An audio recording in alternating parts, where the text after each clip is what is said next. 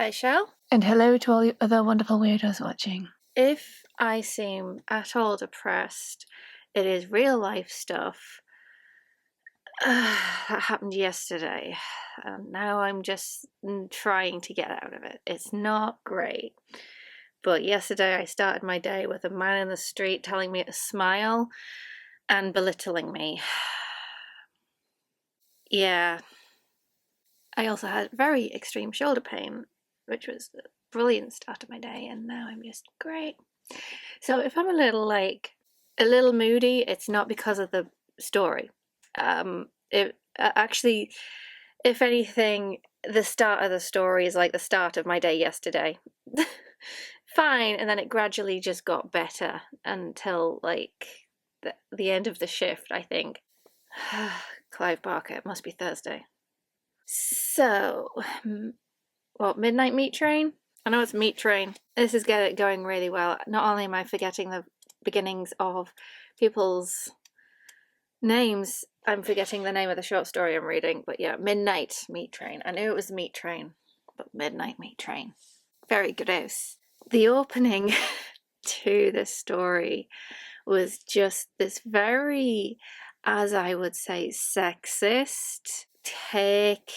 And when I say that, I mean not on purpose, but more of a, if you take a step back and look at it, it's like, hang on, what are you doing? What are you thinking? What?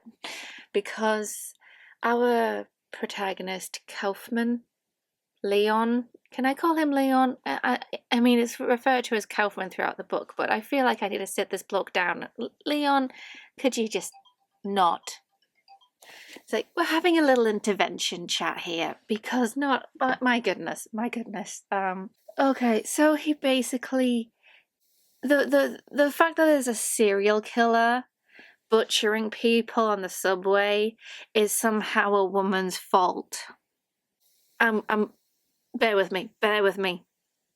So he has personified New York City, the land of desire, the land of dreams. Oh my goodness. And she's not being very ladylike. She's not being ladylike because at night there's death. There's just death. Mate, if you are living in a densely populated city, of course there's going to be death where there is life. There's more people. You're just going to notice it more. So, Kaufman is literally saying that New York City is being very unladylike because in the papers there's this butchering people up on the subway, and oh my goodness, why is that New York City's fault? Don't personify a city. It's not great. A city is living through multiple people living there, not having its own personality. Now, I've never understood how people get obsessed over a city. It's nothing. I don't get it. People do it with London. I don't get it. I don't get the obsession. It's a place. If it's pretty, it's pretty. Sure, that it might be atmospheric, but I don't understand the obsession with cities. So when Leon moved to New York, he was full of dreams about it, and now living there, he's just seeing there's death everywhere, and he's just like very disgusted by it. His dreams have been shattered a bit, and yeah. And he's got this job where he's just working late instead of when everybody else is working, just to get stuff done because he doesn't like the clatter of the office, I guess. And as for mentioned, there is in fact a murderer on the loose, and he's hacking people up. Like he's turning the subway car into a butcher's back stock room where you hang up the meat, because it's turning people into that. Kind of, because they're being hung upside down, feet from the subway car handles. Them, so you're never gonna touch hanging handrails ever again. In fact, my OCD makes it difficult to hang on to any handrail. This serial killer was caught in the middle of his butcherings, and that's why these bodies have been found. The clothes are all neatly folded and put in a bag to one side, and there's no sign of anything other than being hung up and sliced a bit and drained of blood. That's literally all he is doing, and the police have no leads except Subway and potential butcher as a profession. That's literally it. When Leon kind of overworks, he said he's got to work till 10, but he ends up staying a little later. He ends up being on the train with the butcher, and he falls asleep. If there was a butcher carving people up and leaving their bodies on the subway, on literally a train, would you fall asleep on the train? I don't think anybody. You might want to, like, Mr. Bean, like, keep your eyes open. Just don't. Something you just don't do when there's like a particular stated place of, you know, killings, and yeah, you don't want to. This is 11 o'clock at night and you're falling asleep on the train. I get it. You're a bit dozy, but maybe let your adrenaline pump a little by thinking about the fact that there's a killer on the loose. Maybe, just maybe. You literally know, because you're very disappointed with your city right now because of the newspaper headlines. Yeah, so so he doesn't. He's just dozing off on the train. There's one other person in there, high as a kite. Guess who the victim is? It's high as a kite, lad. And he's just waking up and noticing the lad must have got off at this one particular stop, because he's very familiar with his route. Except he pulls up at that station and he realises, hang on a minute, we haven't got to this station yet. That guy couldn't have got off. And then he starts like piecing it together in his head, going, hang on a minute. It's like that slight paranoia you get. So now he's paranoid. Not the fact that he's riding a train at night when there's a serial killer on the loose in the subway, you know. Now he's paranoid. Oh, sometimes you just gotta like slap somebody awake. So he does, in fact, there's this lovely little thing where he's just like fainted by looking through to the other carriage. Finally, we have somebody. I think I'm just yet to read somebody who faints at the sight of blood. I think this is probably a first. It kind of, we get a nice accurate experience of terror and how somebody would react, and it's just like, they will not be courageous.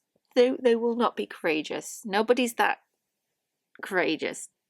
We will shit ourselves if we see what Kaufman sees. Yeah.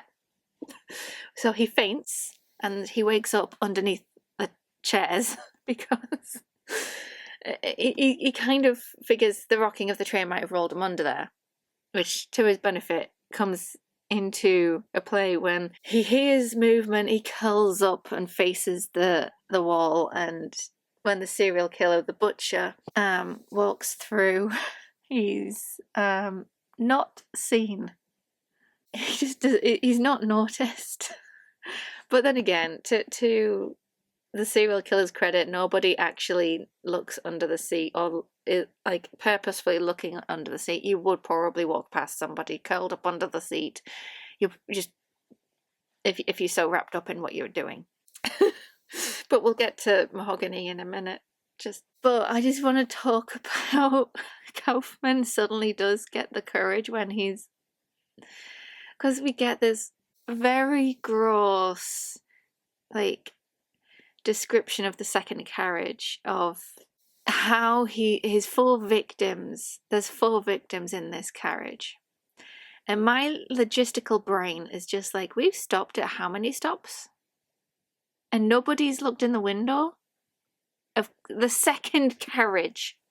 Nobody's stepped in there from another platform. Nobody's looked in the window. And from any other platform. I know it's like 11 at night, but I'm sure there would have been somebody about, a little freak to see that. I don't know. Maybe it really is like deserted at 11 o'clock at night when, the city is supposed to be the city that never sleeps, That's my logistical brain is just like, hang on a second. But we do get him tripping over and having, because the train's still moving and he's just like lost his balance. And he has to hug one of the carcasses. Oh my god, it's so gross, and it gets under your skin, and it's just like, oh. You would not want to be hugging a carcass of a dead body. No. So the Kaufman has just like landed in a murder scene, like a bad situation. Because, oh boy, do we find out what this all is about. Because he gets confronted. To his credit, he actually is useful as a protagonist, because he's able to evade the serial killer, and then the serial killer finally enters the car, sees Kaufman, and walks up going, "You aren't supposed to see all this. Let's kill you now." Oh my god. And because Kaufman managed to find a knife in one of the victim's possessions and is able to just stab the throat of the butcher. You don't expect it. That was the confrontation. He's just stabbed in the neck, that's it, we're dead. It's just so plain and done, over and done with. But yeah, you got stabbed in the neck, that's it. It's quite quick, but that's not the end of the story, because we also have the driver is in on it, because when he was under the chair curling into a ball, the serial killer was actually on the way to the driver's car, and internally he was just like, maybe he's gonna go kill the driver, but they're laughing. He hears laughing from inside the car, because he's just like, oh, did you do it? All done. And it's just, so now after the serial killer is dead, he's just like, do I have to kill the car and the driver now? Do I have to deal with the driver? And but the train stops in this place, this eerie place. The lights are off, because over the tannoy, the driver's just like, better get into place, we're nearly there. The creatures on the other side, I have one critique, but it's very like, again, my practical logistical mind. But at the same time, it's like, this is the most eeriest, most, what are these creatures? How were they made? What? Oh my god, this is an answer I do not want. And I'm glad I don't get it.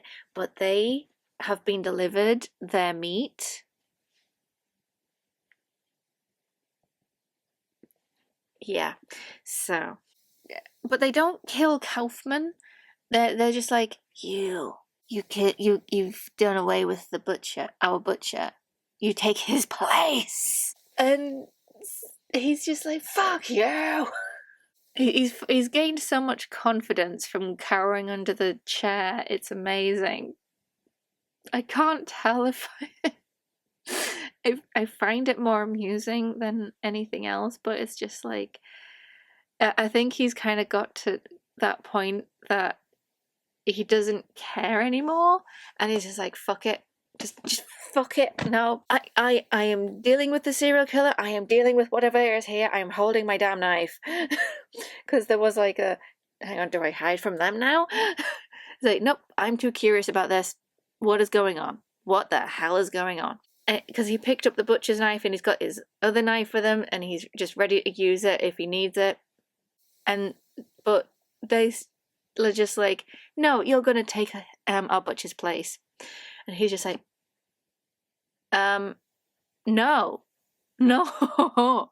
And so they're just like, no, we need the meat. We don't like this. We have to do this.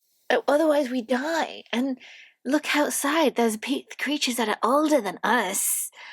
And we feed them this meat. That even they don't want this. And so Kaufman looks outside, and because they're called the fathers. They're called the fathers. And then there's the ultimate father outside.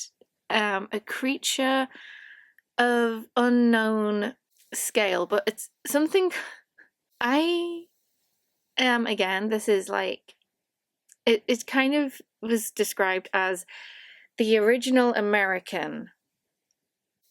Now, my logistical brain here is just like, you mean to say people have just built a city on top of this creature, and that creature is the reason for New York, and they need to keep feeding it these creatures below to have New York. What? Logistically, how are they contributing to New York? How? Because it doesn't actually make sense to me, but at the same time, because it's not explicitly said what they are doing to contribute. It's just that they are there, and they are the founders of New York. Why they need to be kept fed is beyond me, but what I did enjoy was Kaufman just becoming religiously indoctrined just by mere exposure to the sight of what he is like realizing is underneath New York. And it's this encapsulating moment for him where he's just like, he is so overwhelmed by what he's seeing, he drops to his knees, like forgetting what where he is, because apparently he's just kneeling in shit now. But by the time they do take him outside, he's kissing the pavement. Yeah, but on top of that is when he goes back into the train, one of the creatures, one of the fathers, he's just like, serve us, sticks his freaking finger in his gob, and then goes just like, serve us in silence. And then Kaufman is just like, shit, no. And then his tongue is like cut out from his yeah. And so he's kind of like not got any choice in the matter. He's got to actually do it, and he's just passes out again. And when he comes to, there's this whole cleaning crew. Again, I don't see how people are okay with this.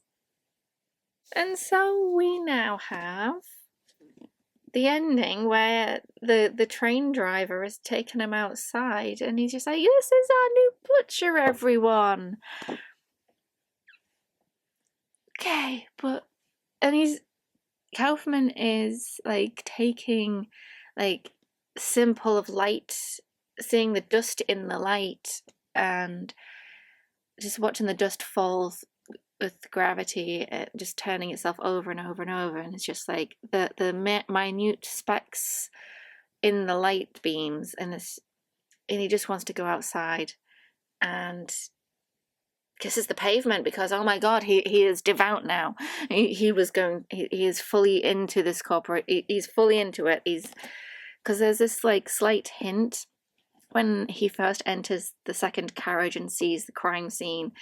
There's that hint of insanity about the back of his head, and it's just like, finally it's kind of like this slow conversion through witnessing. He's witnessed the bodies, he's now witnessed where the bodies go, and now he's just no choice, he's doing this now, and he's in love with the city again. Okay. So, oh well. Anyways, so that's two stories where Clive Barker has just cut people up. Is this third, fourth, and fifth going to be this? Is this whole thing just like body horror or body butchery?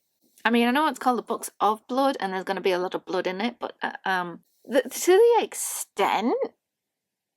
extent, because in the first one we have a man getting carved as ghosts are writing like their stories into his flesh, and now we've got people being strung up like animals, like livestock, to be eaten.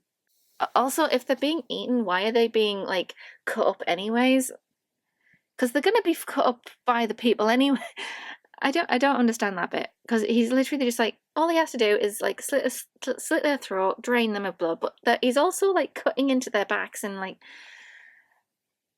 I don't understand the extra steps. All the butcher needs to do is just hang them up, drain them of blood, and that's it. Job done. Deliver meat. But he goes extra steps on like hacking further, and I'm just, that makes no sense. Maybe there's a little bit of insanity, like the sadistic parts to the whole thing. Yeah, they just get a little too invested in their job. Maybe, I don't know.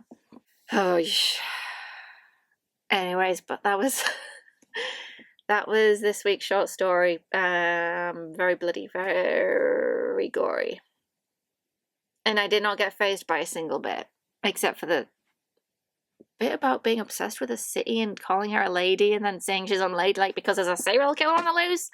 That bit I'm fazed by. Don't know why. Don't ask. I don't even know myself. Anyways, back you go for another 2 weeks. Good. Anywho, bye, Shell. And bye to all you other wonderful weirdos watching. Meow.